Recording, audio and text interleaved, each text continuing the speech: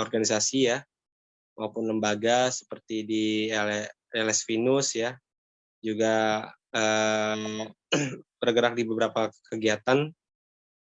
Pak Fatin juga IPM ya, luar biasa, makanya garis Muhammadiyahnya pasti luar biasa, dan hari ini beliau akan bahas terkait transformasi dakwah komunitas dan digital. Nah, mungkin karena Bang Fatin sudah siap ya, dan mungkin takut terlalu berpanjang lebar, boleh kita sama-sama dengarkan penyampaian terlebih dahulu dari Kanda Fatin. Oke, kepada Bang Fatin, dipersilakan Bang.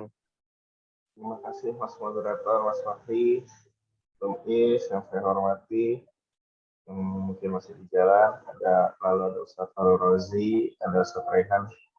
Saya kayak lagi ujian skripsi, ada 2 ustadz, ada 2 ketum. Serem ini ya. Assalamualaikum warahmatullahi wabarakatuh. Alhamdulillah, nahmaduhu wa nasta'inuhu wa nastaghfiruh, wa na'udzu billahi min shururi anfusina wa min sayyiati a'malina, may yahdihillahu fala mudilla lahu wa may yudlil fala hadiya lahu. Asyhadu an la ilaha illallah wahdahu la syarika lahu wa asyhadu anna Muhammadan abduhu wa rasuluhu la nabiyya ba'dahu. Allah Ta'ala fil Qur'anil Aziz, a'udzu billahi minasyaitonir rajim. Ya ayyuhallazina amanu taqullaha haqqa tuqatih wa la tamutunna illa wa antum muslimun. Shadaqallahul azim. Baik, teman-teman obrolan ngabuburit atau orbit pada sore hari ini, baik yang menyimak secara langsung ataupun nanti siaran ulang. Alhamdulillah kita panjatkan puji syukur kita kehadirat Allah Subhanahu wa taala, di mana kita hari ini masih diberikan nikmat ya, nikmat kehidupan, nikmat berpuasa, hingga nanti kita nikmat berbuka. Tentunya tiada rahmatnya, tiada berkahnya kecuali Allah Subhanahu wa taala yang memberikan kita semua. Tentu patut kita syukuri bahwa tidak semua orang yang hari ini bisa berpuasa, tidak semua orang hari ini bisa menikmati kehidupan. Bahkan masih banyak orang-orang yang tentunya membutuhkan, baik dari sisi material ataupun non-material.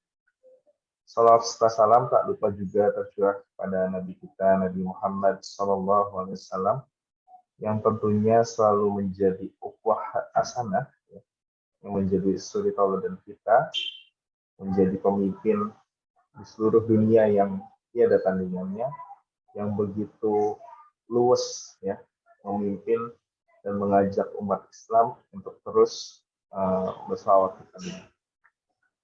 Tentu kita sebagai umat Nabi Muhammad yang paling hebat di antara umat yang lain, karena umat yang lain melihat nabinya pun ada tapi masih tidak percaya. Kita tidak melihatnya tapi kita masih percaya, itu menjadi suatu nilai tambah bagi kita. Baik, pada hari ini saya mungkin akan membawakan sedikit tema tentang transformasi dakwah. Itu seharusnya ada titik 2, saya lupa, antara komunitas dan digital.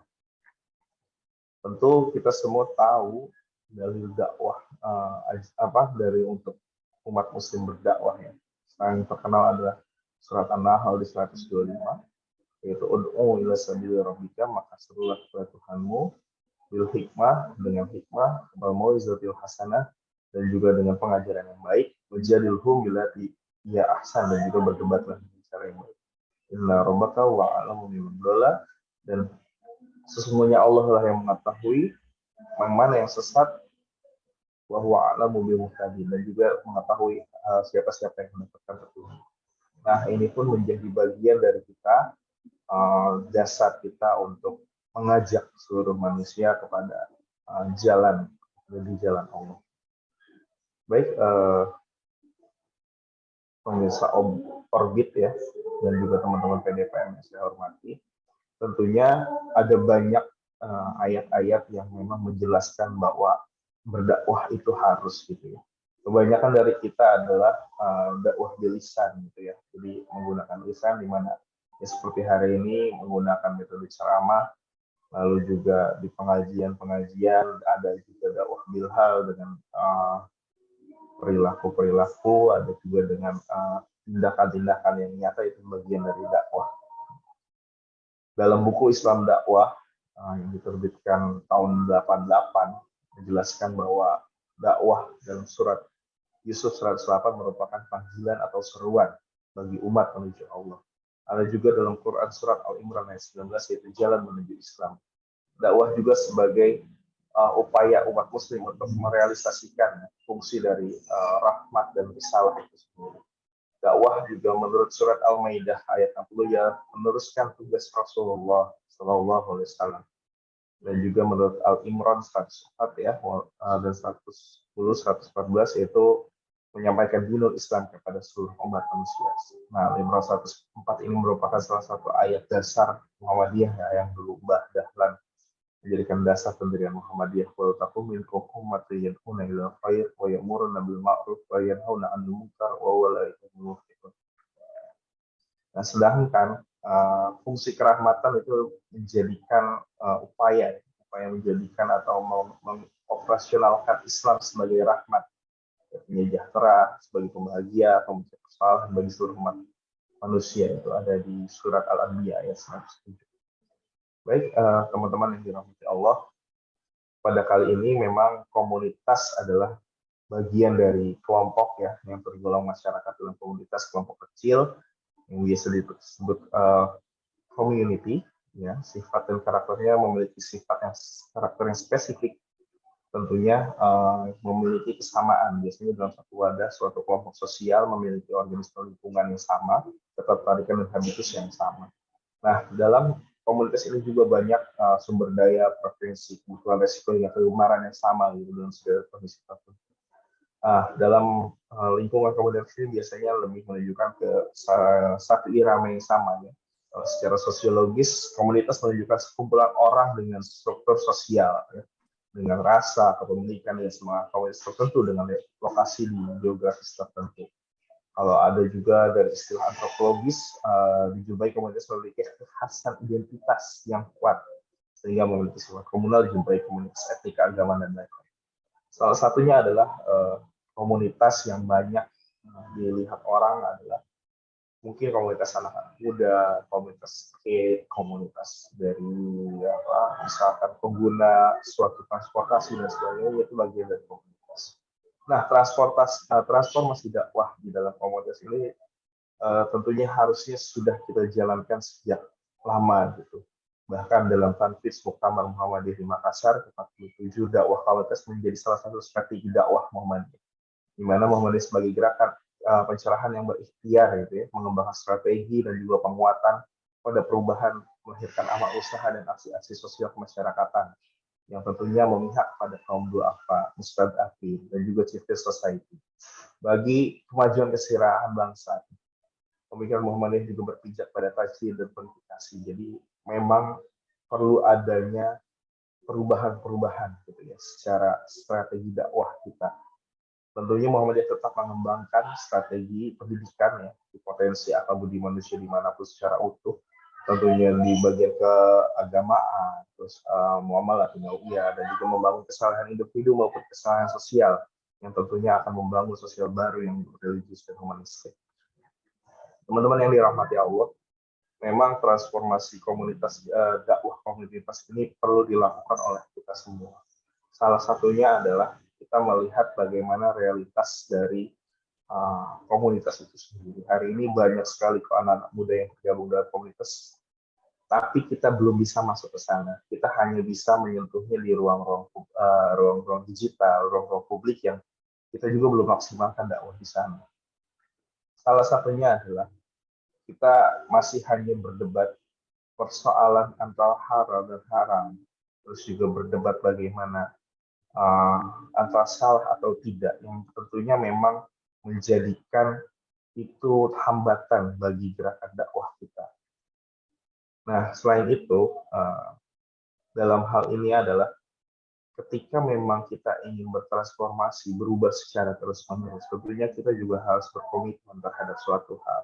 Nah, bagaimana kita akan mencoba mengubah strategi dakwah kita ke dalam komunitas dengan transformasi, yaitu pertama adalah kita tentunya harus memasuki komunitas-komunitas itu sendiri. Ya. Misalkan komunitas rentan, kita terkadang agak sulit masuk ke dalam komunitas tersebut. Contohnya, kita sudah terlalu sering berdiskusi dinamika dengan sesama gitu, sesama kader Muhammadiyah, sesama aktivis, tapi enggan untuk menyentuh dari komunitas-komunitas pinggir jalan misalnya, atau komunitas-komunitas anak pang misalnya, atau juga ada komunitas lain seperti anak motor mungkin, dan itu juga menjadi salah satu gerak yang kita bisa lakukan. Nah, dakwah di sana pun ya tidak serta-merta langsung begitu saja, sehingga perlu adanya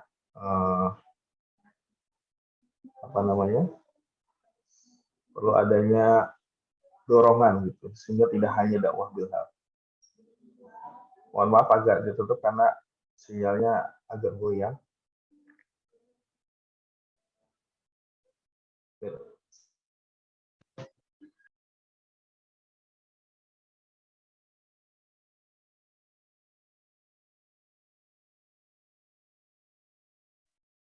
Nah, masuk ke arah sana adalah kita mungkin bisa menunjukkan dengan bilhal gitu ya. Bagaimana kita memaksimalkan gerak-gerak di sana. Tentu juga bisa melihat dari dari sisi psikologis dari teman-teman komunitas, tidak serta-merta langsung A, B, C atau D seperti itu. Nah, kita juga perlu melihat bahwa banyak sekali teman-teman yang belum bisa masuk ke arah sana. Itu satu. Nah, yang kedua adalah memiliki jejaring komunitas di sana. Jadi kita juga masuk, tidak ujuk-ujuk masuk gitu. Tetapi kita bisa melihat bagaimana kita bisa perlahan untuk ikut terlebih dahulu, untuk duduk menjadi anggota terlebih dahulu, atau misalkan ikut arus terlebih dahulu, seperti itu. Nah, lalu berikutnya adalah memberikan pesan dakwah yang humanis, yang tidak keras, yang tentunya itu menjadi salah satu upaya gitu ya bagi pesan dakwah ini. Yang berikutnya adalah bagaimana transformasi dakwah komunitas bisa terjadi adalah berkolaborasi, kolaborasi bersama kawan-kawan di jaring komunitas itu sendiri. Dengan adanya dakwah bilhal tentunya yang membuat kita bisa maksimal seperti itu. Misalkan dalam komunitas itu sendiri kita tidak perlu dahulu mengajak mereka secara langsung, misalkan dengan adanya misalkan di dalam satu kelompok ketika waktu sholat ya kita usahakan untuk sholat tepat waktu di antara komunitas itu, atau mengaji terlebih dahulu setelah sholat. Nanti mereka juga penasaran, kalau mereka memang tidak mengenal sholat nanti akan bertanya, kamu sedang melakukan apa? Itu perlahan kita akan menjelaskan dan itu bisa disampaikan dengan secara humanis. Nah, mungkin itu salah satu usaha ketika transformasi dakwah di dalam komunitas. Nah, kita juga bisa melihat bahwa pada perkembangan hari ini memang agak sulit ketika masuk ke ranah-ranah komunitas. Mengapa? Karena mereka ingin melakukan terhadap satu orang satu visi dan satu misi seperti itu. Yang itu menjadikan sulit bagi mereka untuk bisa menerima orang-orang baru, kecuali kita memang sama gitu terhadap satu hal tersebut. Nah, yang kedua adalah kita saat ini berada di realitas digital, di mana kita sebagai makhluk sosial yang bukan terbawa ya, lebih ke mengikuti arus globalisasi sebagai pengguna gadget terbesar ya. Hari ini Indonesia, orang-orang yang memiliki gadget itu lebih banyak dari jumlah populasi penduduk itu sendiri. Pengguna gadget sekitar di angka sekitar 10 sampai 80 juta pengguna di Indonesia. Nah, itu menjadi salah satu modal dan kita harus berubah itu, terus bertransformasi di ranah-ranah digital. Yang berikutnya adalah kenapa ada harus berubah di transportasi dakwah digital, bagaimana caranya adalah yaitu membuat kreativitas ya di suatu konten media sosial, karena sekarang anak-anak muda banyak konten di media sosial lebih mudah terjangkau dan juga mungkin lebih murah secara cost. karena tidak perlu menjangkau banyak orang, menginfluence banyak orang dengan jumlah yang dengan kita harus mendatangi satu-satu, tapi sekali satu konten bisa sekali naik menjangkau ribuan orang, itu lebih mudah dan murah.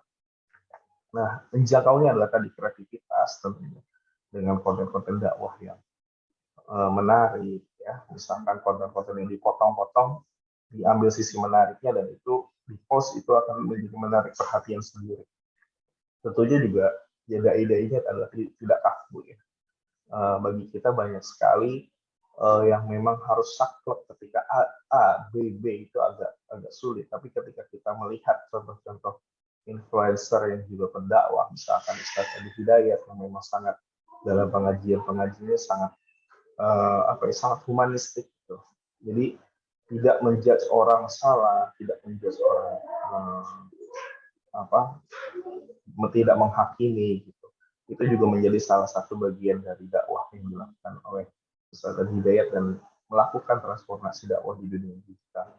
Begitu juga tim dari Bu Yayah ya, Ustaz Jafar dan juga masih banyak pendakwah yang sudah mulai melakukan transformasi digital di dalam bidang dakwah. Tentunya juga kita melihat dari semua itu tentunya harus ada konsistensi ya, konsistensi di mana konsistensi ini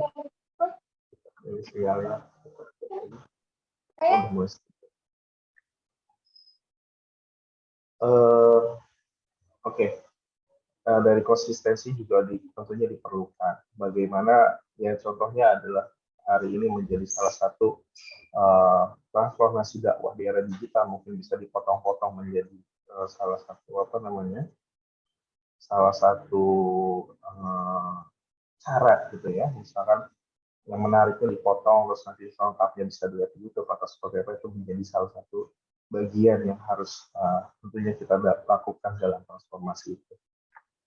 Nah, berikutnya adalah transformasi dakwah di era digital. Kita juga bisa membuat suatu tadi ya, dari digitalisasi kita balik lagi ke komunitas, kita membuat satu komunitas dakwah digital yang mereka nanti dilatih menjadi dai dan juga sekaligus influencer ya. Kadang banyak juga teman-teman dari kita yang belum sadar hanya mengadakan pelatihan dai tapi tidak disertai dengan pelatihan digital. Ini menjadi sayang gitu ya. Seharusnya bisa menjadi salah satu ekosistem ya, tentunya khususnya di Pemuda Muhammadiyah dalam menjalankan dakwah dan juga menjalankan transformasi dakwah itu sendiri. Nah, terakhir adalah tentunya dalam setiap langkah dan gerak memiliki tantangan, memiliki challenge ya, yang tentunya harus kita selesaikan. Ya, salah satunya adalah bagaimana kita bisa ketika transformasi dakwah komunitas kita bisa masuk ke dalam sana. Kita bisa melihat bahwa dari semua komunitas minimal kita memiliki 2-3 komunitas yang kita bisa datangi. Kita bisa melakukan dakwah di sana pelan-pelan, perlahan.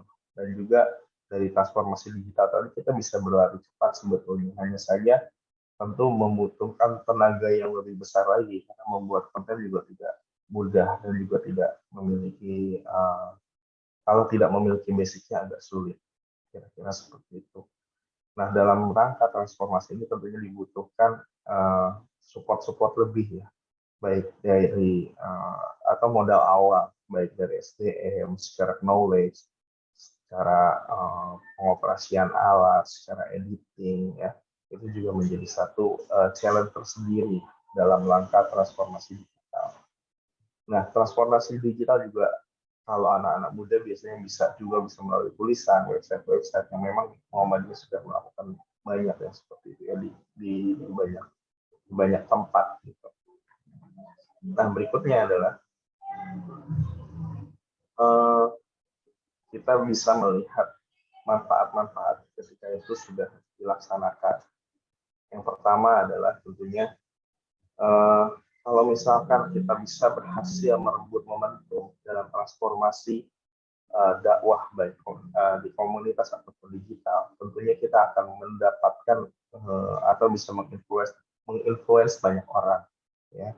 Misalnya ketika satu konten di post menjadi sebuah ajakan, sebuah seruan yang misalkan ke arah berbuat baik, tentunya itu akan mengajak banyak orang, khususnya di media sosial, bisa ribuan, bisa bahkan puluhan ribu sampai ratusan ribu gitu.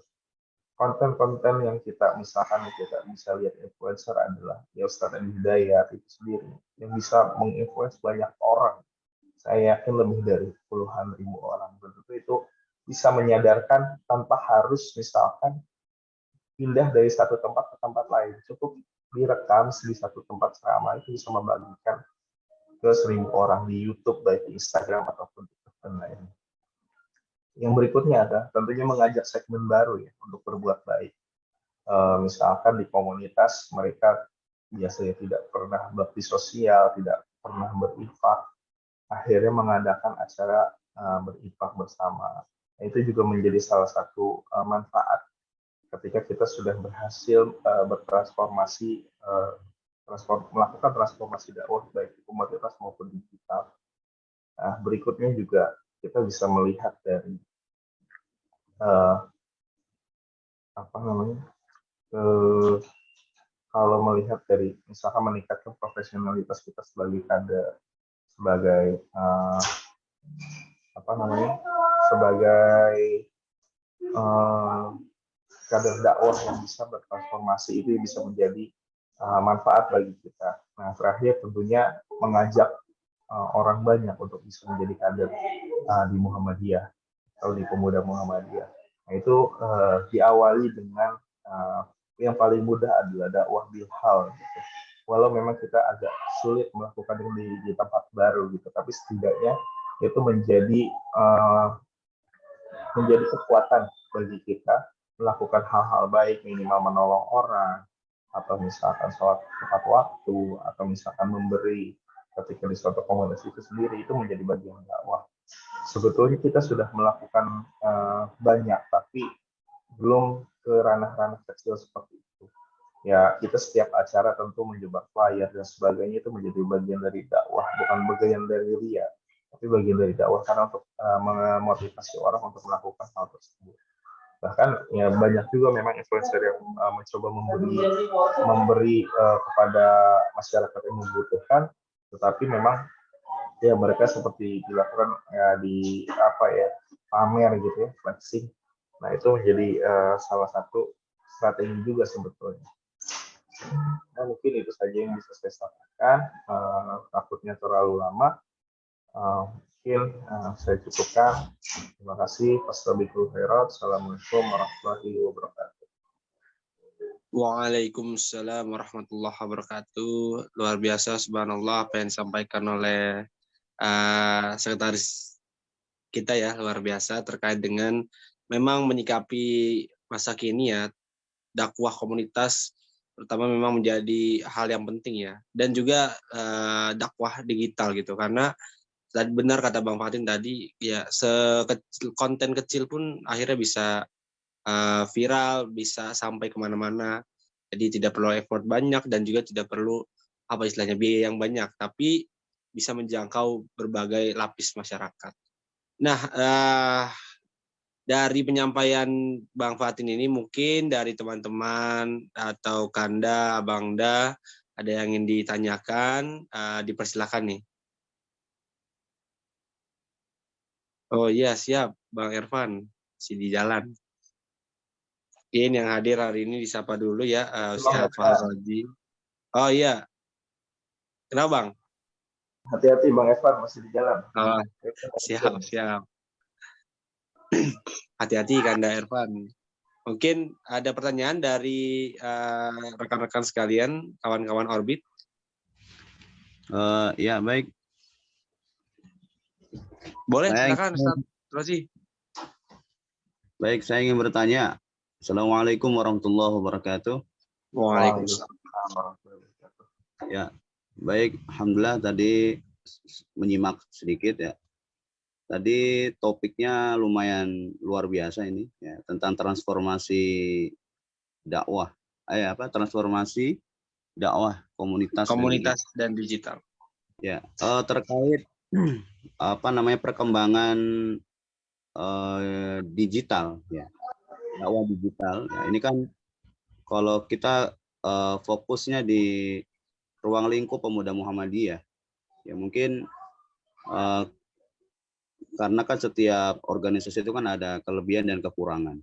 Ya, yang lebihnya kita ambil, yang kekurangannya kita tutupi gitu kan.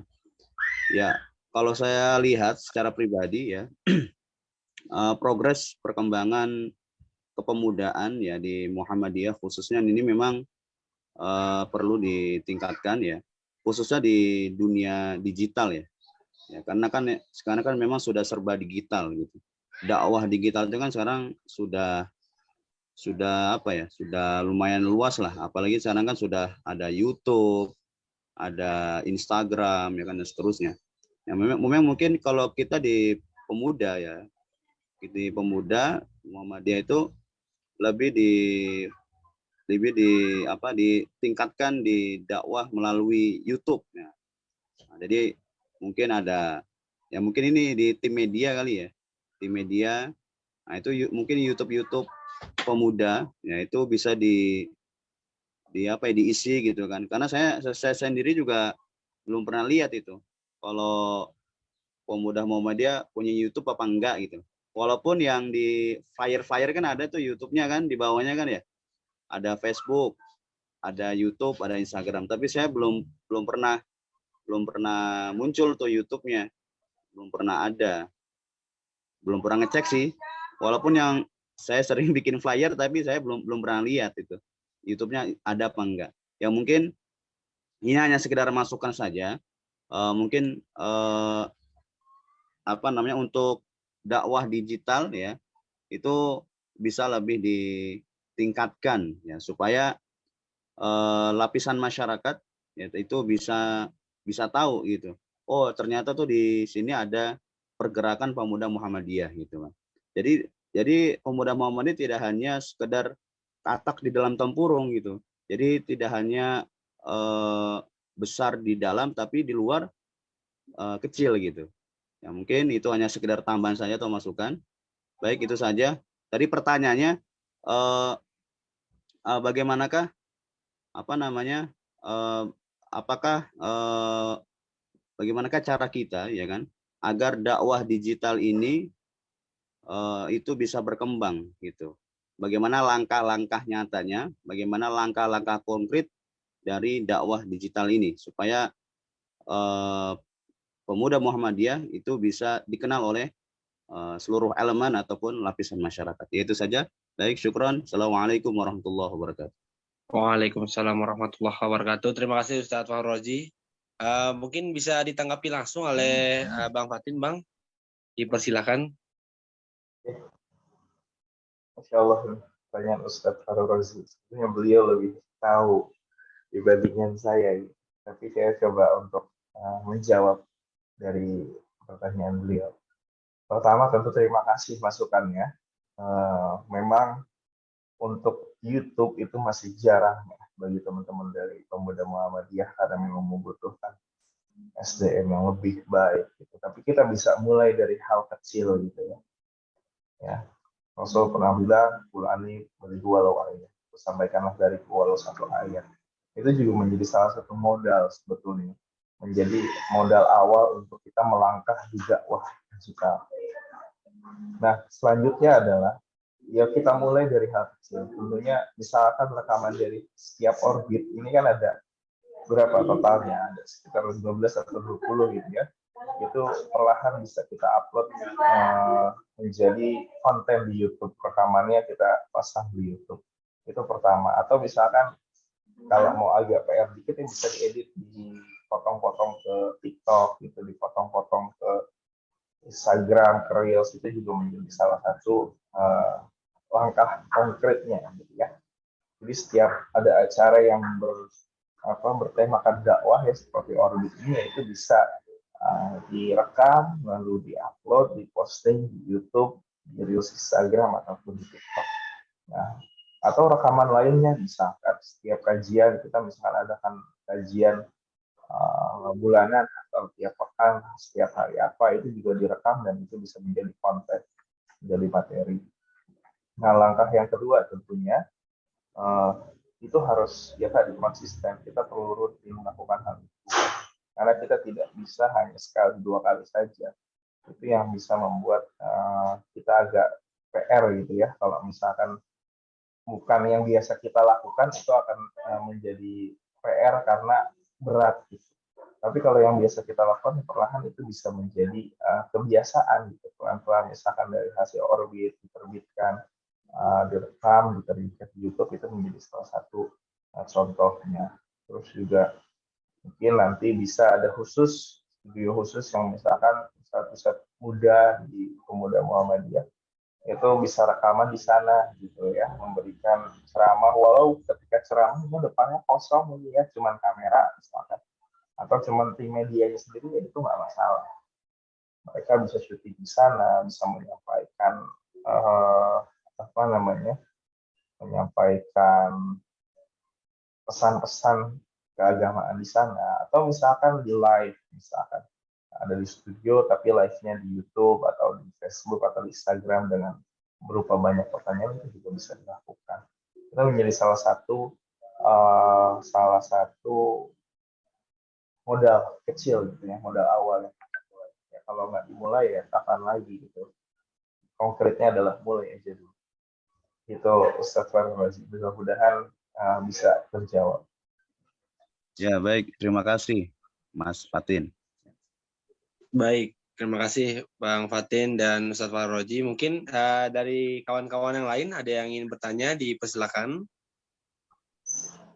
Masih ada sisa 10 menit ini.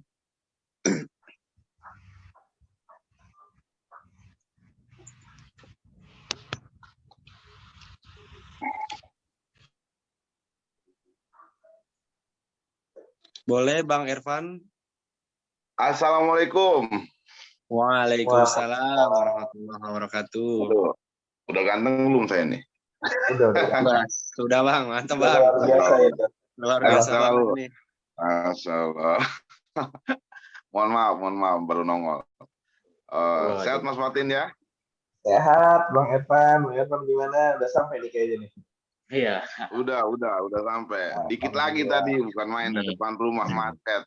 Wah, Saya Mas Is tuh udah standby di rumah. Di rumah itu Mas Is. Ya, hari kebut ini. Bukan dari kantor lagi nih.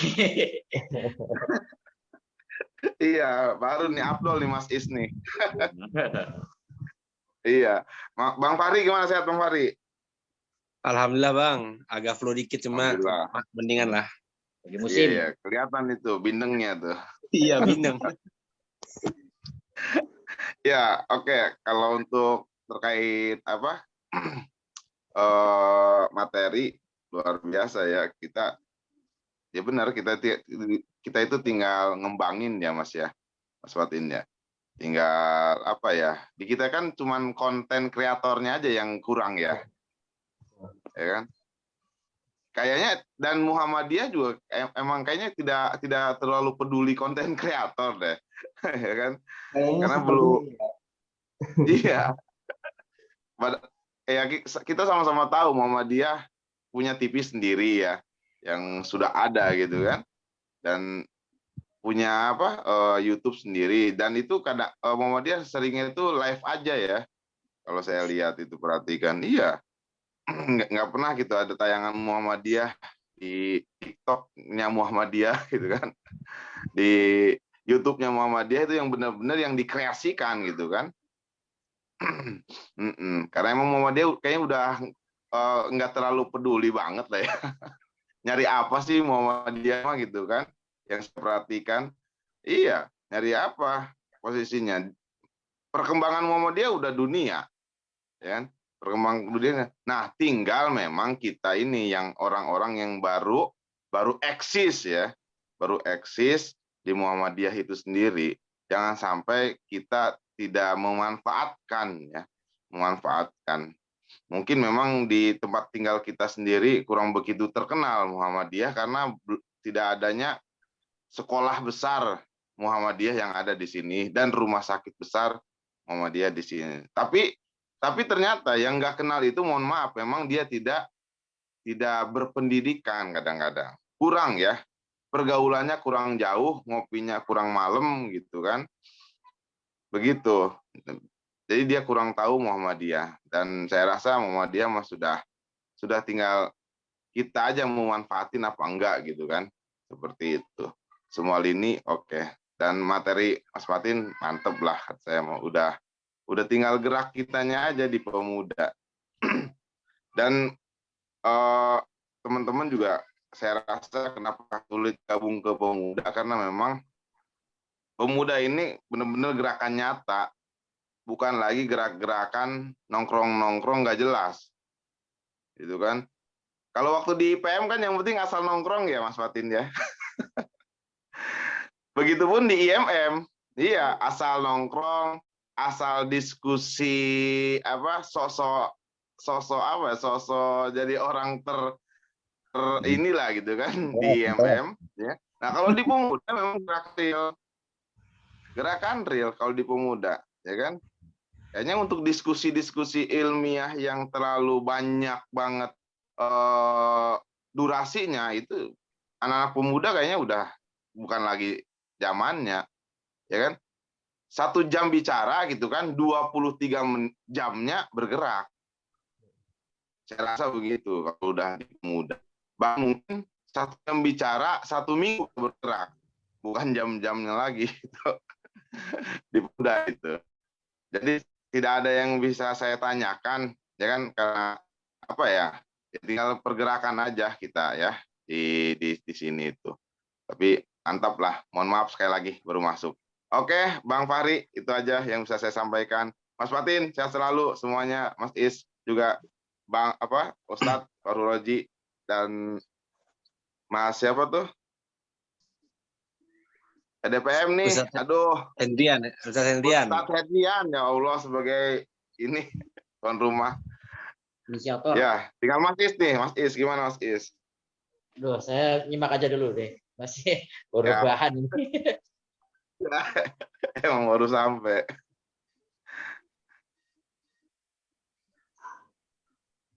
Baik, makasih Bang Ervan ya. Dan juga tadi ada Ketua PDPM kita. Mungkin Bang Fatin, satu pertanyaan terakhir dari saya mungkin ya Bang Fatin ya. Untuk menutup kegiatan sore hari ini itu terkait dengan transformasi dakwah digital nih. Ini bagaimana nanti apa ya istilahnya quality controlnya gitu loh Bang Fatin. Kan kadang konten itu tidak bisa kita filter kadang-kadang. Ya ada penyampaian-penyampaian yang mungkin kita nggak tahu itu salah atau dalilnya kurang tepat atau sumbernya itu kurang kredibel. Nah ini bagaimana ini kita komunitas kita khususnya pemuda Muhammadiyah bisa memfilter itu, bisa melakukan quality control terhadap konten-konten dakwah kita. Gitu Bang, mungkin Bang. Oke. Baik teman-teman semua, alhamdulillah. Untuk kita melihat hal ini ya, tadi kalau kita ambil kutipan Bang Ervan, memang kita tidak geraknya. Nah, ini agak sulit geraknya itu. Ya, memang sebetulnya kita kalau melihat transformasi digital, sebetulnya kemarin ketika isu Prof. Haidar menyebutkan bahwa keluarga Soekarno adalah Muhammadiyah dan itu ramai, itu teman-teman media di Muhammadiyah bergerak cepat dan akhirnya sempat viral juga di TikTok. Lagi penjelasan-penjelasannya juga sempat viral. Nah, itu yang pertama. Yang kedua, kalau misalnya kita lihat dari, ya memang di media sosial kita tidak bisa filter apapun itu. Tentunya balik lagi ke kitanya gitu ya. Kalau di pemuda Muhammadiyah tentunya perlu di dakwah digital ini kita cari sumber yang kredibel gitu ya. Sumber kredibel itu misalkan ada di Taji, ada di website Muhammadiyah, website Suara Muhammadiyah, website resmi Muhammadiyah, itu yang pertama. Kalau memang ada persoalan yang itu ya dicarinya itu dulu. Kalau di 3 website itu tidak ada, baru kita cari di tempat lagi gitu. Kalau misalkan mencari hadis, itu silahkan di double cross check, double filter gitu. Ini benar nggak sih gitu kan? Ini sesuai nggak sih gitu ya? Tapi memang pada dasarnya kalau saya pribadi berprinsip adalah apapun konten yang saya terima ketika itu baik akan saya laksanakan walau memang bukan sunnah. Misalkan ini bukan dalam hal ibadah ya, tapi dalam hal sosial gitu, dalam kebaikan. Tapi bisa juga kita melihat ketika double cross check itu kita bisa lihat ini benar nggak sih gitu ya. hadisnya, kita bisa tanya langsung ke orang-orang yang kredibel terhadap hal-hal seperti itu. Misalnya, kita menemukan suatu hadis atau hadisnya doa apa enggak,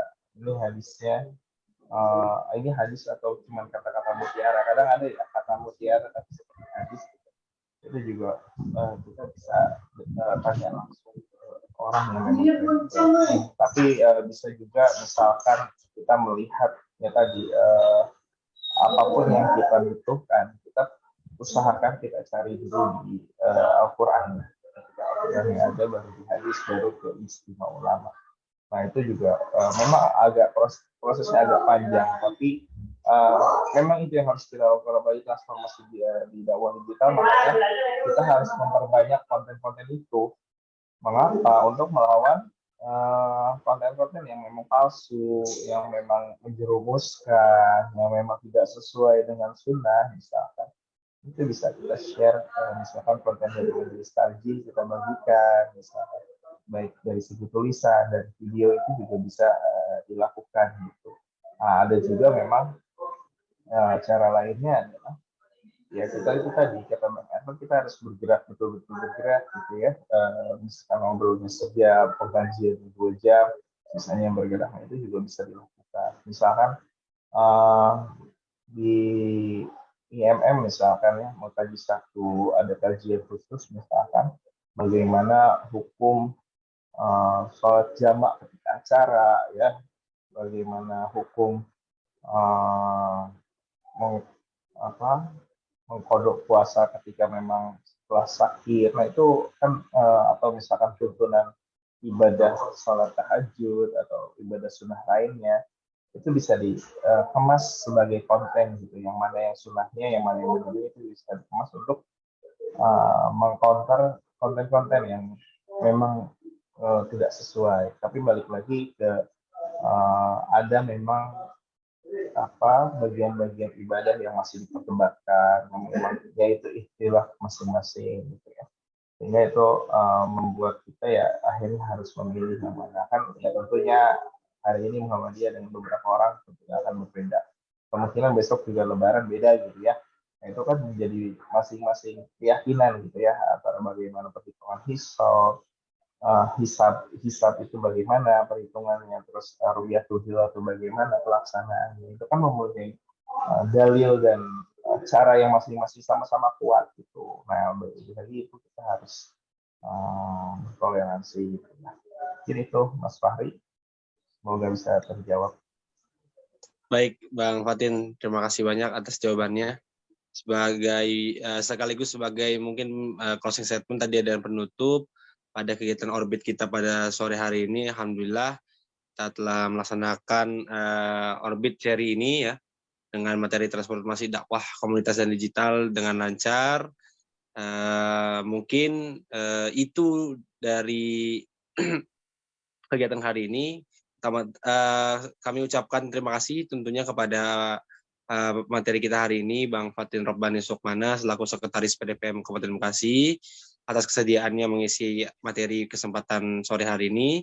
Tak lupa terima kasih kepada seluruh teman-teman yang sudah hadir, Ketua PDPM Kanda Iskandar, tadi ada Bang Ervan, lalu ada Ustadz Farroji dan ada Ustadz Raihan.